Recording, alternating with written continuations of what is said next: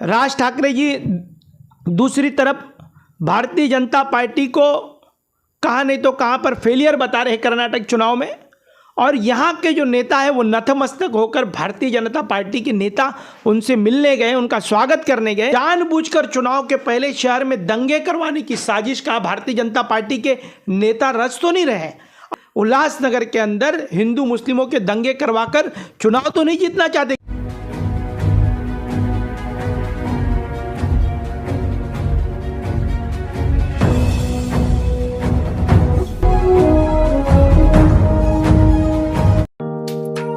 Neeraj Vinod Burani's Spacecraft Interiors. Your space, our craft. Experienced and professional team. No hidden charges. Luxurious designs. Follow us on Instagram. Spacecraft Interiors. Your space, our craft.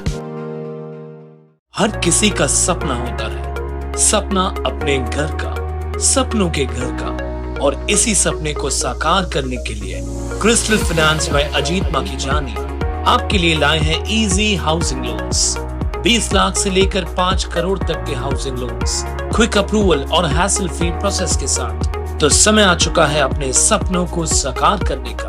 आज ही apply कीजिए crystal finance by Ajit Makhijani 9011280000। आइए लेते हैं एक मुलाकात कमलेश निकम जी के साथ, जो राष्ट्रवादी कांग्रेस पार्टी के प्रवक्ता है और तेज तरार बोलते हैं। काफ़ी शहर के मुद्दों के बारे में आज चर्चा करेंगे आज निकम जी के साथ में। कमलेश जी, जो उल्लासनगर शहर के ना जो लड़कियां, जो बच्चियां, शहर की बेटियां जो मिसिंग थी, उसमें से कुछ लड़कियां मिली है, और अभी कुछ दिन पहले एक सिंधु सर्कल में एक कार्यक्रम किया गया था और बाद में एक शिष्टमंडल बन के डीसी साहब से मुलाकात की थी। तो कहीं ना कहीं क्या लग रहा है आपको, ये लव जिहाद का मुद्दा है या क्या था ये? क्या इस विषय में आप क्या रोशनी डालना चाहेंगे आप? देखिए, शहर की लड़कियां मिसिंग हो रही है, ये असुरक्षित का मुद्दा है। एक तरफ शहर के व्यापारी असुरक्षित है, दूसरी तरफ शहर की महिलाएं असुरक्षित है। शहर में चोरियां बढ़ गई है। कोई भी बेटी या बच्ची शहर में 10 बजे के बाद नहीं घूम सकती। ये कानून व्यवस्थाओं के ऊपर क्वेश्चन मार्क बन चुका है, प्रश्न चिन्ह निर्माण हो गया है कि आखिर मेरा शहर असुरक्षित क्यों है। और ऐसे में जो जनप्रतिनिधियों को महाराष्ट्र की सदन के अंदर आवाज़ उठाना चाहिए, वो कहाँ नहीं तो कहाँ फेलियर नज़र आ रहे हैं। और उनके अंकुश न होने पर, उनके आला अधिकारियों पर कुछ दबाव तंत्र न होने के कारण ऐसी सब घटनाएं जो है वो उल्लासनगर शहर में हो रही है। बात रह गई कि लव जिहाद की, लव जिहाद है। ये भारतीय जनता पार्टी के नेता जोर जोर से शहर में चिल्ला रहे कि लव जिहाद है, लड़कियां गुम हो चुकी है। पर आज की जो परिस्थिति है, कुछ दिन पहले सिंधु युद्ध सर्कल में बैठक भी हुई, कुछ शिष्टमंडल भी जाकर भारतीय जनता पार्टी के कुछ शिष्टमंडल जाकर डीसीपी साहब से मिला और उनको कहा कि लव जिहाद है। अब जब लव जिहाद है तो राज्य की सरकार तुम्हारी है, राज्य की सरकार तुम्हारी है, गृह मंत्री तुम्हारे पास है, तो लव जिहाद के ऊपर कानून क्यों नहीं बनाते हो? कानून न बनाकर जानबूझकर चुनाव के पहले शहर में दंगे करवाने की साजिश का भारतीय जनता पार्टी के नेता रच तो नहीं रहे। अच्छा, फिर लड़कियां मिल गई, लड़कियां मिलने पर लव जिहाद का कोई मामला नहीं आ रहा है। ऐसे में कहाँ लग तो नहीं रहा है कि जानबूझकर मुस्लिम समाज के लोगों को टारगेट करना। हम हिंदू हैं, मैं भी हिंदू हूँ, मुझे गर्व है कि मैं हिंदू हूँ, पर मैं किसी जाति का द्वेष नहीं करता हूँ। इसी के कारण उल्लासनगर के अंदर हिंदू मुस्लिमों के दंगे करवाकर चुनाव तो नहीं जीतना चाहते, क्योंकि 5 साल तक विकास का काम नहीं हुआ, 5 साल तक सुरक्षा नहीं मिली, 5 साल तक धोखादायक इमारतों का निर्णय कुछ हो नहीं पाया अब तक।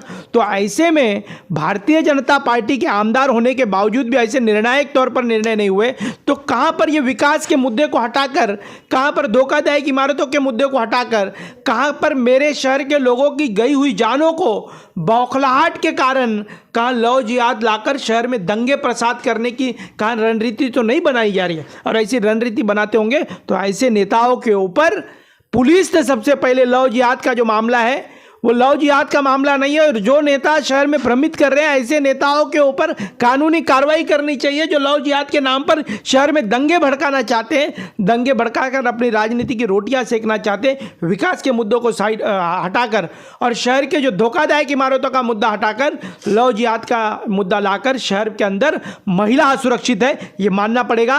क्योंकि शहर का जनप्रतिनिधि कहाँ नहीं तो कहाँ फेलियर गया है। शहर के जनप्रतिनिधियों के साथ में पुलिस की बैठक होनी चाहिए। वो पुलिस प्रशासन काम तो कर रहा है, पर शहर का आमदार कहाँ नहीं तो कहाँ पर फेलियर गया है। और आज वो आमदार फिर किसी न किसी संगठनों के माध्यम से वापस लव जिहाद का मामला सामने आया है। मैं सभी शहर के नागरिकों को अपील करूंगा, मैं कलानी परिवार की तरफ से, कि हिंदू, मुस्लिम, सिख, ईसाई हम सब उल्लासनगर में भाई भाई है। ये कॉस्मोपॉलिटन सिटी है, सभी जाति सभी धर्म के लोग यहाँ ये शहर में रहते हैं। ये शहर में व्यापार भी रहता है, ये शहर में व्यापारी आज असुरक्षित हो चुके हैं, कोई उस पर ध्यान देने वाला नहीं है। हम तो आवाज़ उठा रहे हैं विपक्ष की भूमिका में, पर सत्ता पक्ष सोया हुआ है।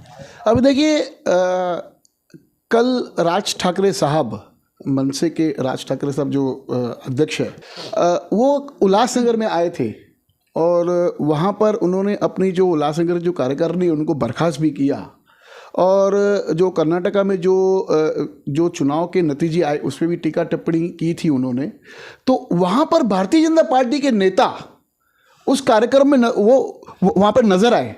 तो ये किस प्रकार की राजनीति उल्लासनगर में, क्या समीकरण बन रहे हैं आपके हिसाब से उल्लासनगर शहर के अंदर? देखिए, कल राज ठाकरे जी उल्लासनगर में आगमन हुए थे। उन्होंने संगठनात्मक तौर की कुछ बैठकें अपनी पार्टी की ली थी। वहाँ पर शहर के आमदार भारतीय जनता पार्टी के दिखे, जिला अध्यक्ष दिखे, कुछ बंडखोर और गद्दार नेता भी वहाँ पर भारतीय जनता पार्टी के वहाँ पर दिख रहे थे और उन्होंने राज ठाकरे जी का स्वागत किया। बहुत दयनीय अवस्था है कि एक तरफ राज ठाकरे जी भारतीय जनता पार्टी के नेता आशीष शेलार जी के ऊपर टीका टिप्पणी कर रहे हैं। राज ठाकरे जी दूसरी तरफ भारतीय जनता पार्टी को कहाँ नहीं तो कहाँ पर फेलियर बता रहे हैं कर्नाटक चुनाव में। और यहाँ के जो नेता है वो नतमस्तक होकर भारतीय जनता पार्टी के नेता उनसे मिलने गए, उनका स्वागत करने गए। हमारे शहर में आज स्वागत होना चाहिए, पर नतमस्तक तौर पर वहाँ पर जाकर एक तरफ उसी मंच के ऊपर एक स्वागत हो रहा है, भारतीय जनता पार्टी के नेता स्वागत कर रहे हैं, तो दूसरी तरफ राज ठाकरे भारतीय जनता पार्टी के नेताओं के ऊपर टीका टिप्पणी कर रहे हैं। मुझे लगता है कि उल्लासनगर के भारतीय जनता पार्टी के नेताओं का उनको शर्म आनी चाहिए कि हमारे नेताओं पर प्रहार हो रहा है और हम उन नेता का स्वागत कर रहे हैं। ऐसे नेता क्या भारतीय जनता पार्टी को बढ़ा पाएंगे? ये भारतीय जनता पार्टी ने आत्मचिंतन करना चाहिए, क्योंकि उन नेताओं के साथ में गद्दार और बंडखोर भी है जिन्होंने बार बार पाला पलट देते हैं। और ऐसे पाला पलटू नेता राजेश वधरिया भी वहां पर दिखा, वहां पर और भी नेता लोग दिखे, पर जमनू पुरस्वानी वरिष्ठ नेता है, भारतीय जनता पार्टी के जिला अध्यक्ष है, उन्होंने समझदारी दिखानी चाहिए थी कि कर्नाटक में एक तो बहुत बड़ी हार हुई है और उस हार को राज ठाकरे जी ने कहा कि भारतीय जनता पार्टी ने आत्मचिंतन करना चाहिए। राज ठाकरे जी ने कहा कि भारत जोड़ो यात्रा का राहुल गांधी को समर्थन मिला है, इसलिए कर्नाटक में फुल मेजोरिटी के साथ में कांग्रेस आई है। और यहाँ पर उल्लासनगर के अंदर आज ऐसी परिस्थिति है कि भारतीय जनता पार्टी के नेता राज ठाकरे को मिलने के लिए धक्का बुक्की कर कर उनका स्वागत करने गए हैं। उनको स्वागत करने के लिए मनसे के सभी पदाधिकारी वहां पर उपस्थित थे, उनको जाने नहीं दे रहे थे, पर धक्का बुक्की करके राज ठाकरे जी को मिलने गए। ऐसी कौन सी परिस्थिति है, ऐसा कौन सी लाचारी है जो राज ठाकरे जी से मिलने गए थे? और ऐसे वक्त पे राज ठाकरे जी से मिलने गए जब एक तरफ कर्नाटक में कड़ी हार नजर आ रही है, क्या दूसरी तरफ मुझे नजर आ रहा है कि कहां पर राज ठाकरे जी को मिलकर, क्योंकि इनके पास कोई नेता नहीं है उल्लासनगर के अंदर, और जो नेता है वो बिगड़ काम के है। और जो नेता है, मैं जाते जाते यही बताऊंगा कि आने वाले महीने में संगठनात्मक तौर पर भारतीय जनता पार्टी में बदलाव हो रहा है, और इस बदलाव के लिए भारतीय जनता पार्टी ने एक अच्छा चेहरा उल्लासनगर में देना चाहिए। उनकी पार्टी का अंदरूनी मामला है, पर मुझे लगता है कि प्रदीप रामचंदानी यदि भारतीय जनता पार्टी के अध्यक्ष बने तब जाकर नैया पार होगी। व्यक्तिगत तौर पर हम एक दूसरे के विरोधी, व्यक्तिगत तौर पर और राजनीतिक मतभेद हमारे जरूर रहे, पर भारतीय जनता पार्टी के अध्यक्ष प्रदीप रामचंदानी के हाथ में कमान आई तो मुझे लगता है कि भविष्य में भारतीय जनता पार्टी उल्लासनगर में कुछ कर सकती है। और नहीं कमान आई तो दयनीय अवस्था होगी। उल्लासनगर शहर में भारतीय जनता पार्टी का नामो निशान हट जाएगा, क्योंकि नेता कोई सक्षम नहीं है उनके पास में, और जो नेता है वो बंडखोर है, वो गद्दार लोग हैं। वो कभी कालानी समर्थक रहे तो कभी वहां पर चले गए। पाला पलटू नेताओं के पास में भारतीय जनता पार्टी की कमान है। भले निष्ठावंत जमनू पुरस्वानी जी के पास में है, पर जो मंच पर उनकी ईदड़ कीदड़ जो दिखने वाले लोग हैं वो कहाँ साई पार्टी से हैं, तो कहीं कालानी परिवार को गद्दारी देकर आए हैं। तो उनके आजू बाजू में और भी लोग दिखेंगे, तो किनका कोई राजनीतिक वर्चस्व नहीं, जो खुद ही स्वयं घोषित व्यापारी अध्यक्ष है, वो कहाँ नजर आ रहे हैं।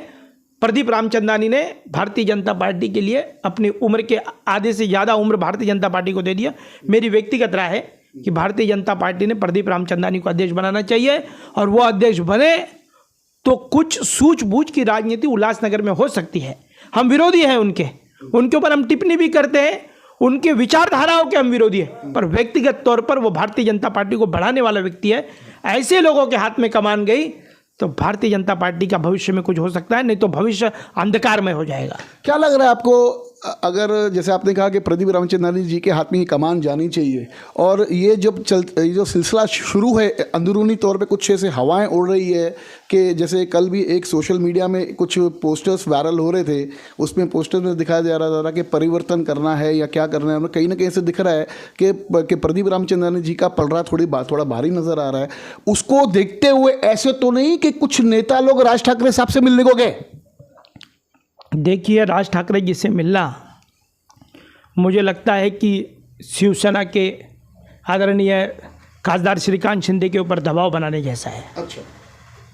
क्योंकि राज ठाकरे जी से मिलना, इस लोकसभा क्षेत्र में जो प्रतिद्वंदी है वो मनसे के नेता है, और उनको मिलकर कहा खासदार श्रीकांत शिंदे जी के ऊपर सीधे तौर पर, ऐसा तो नहीं कि उनके ऊपर दबाव तंत्र बनाना है, उनकी शिवसेना के ऊपर दबाव तंत्र बनाना है कि आपने हमें मनपा के अंदर सीटें नहीं छोड़ी तो हम मनसे के साथ चले जाएंगे।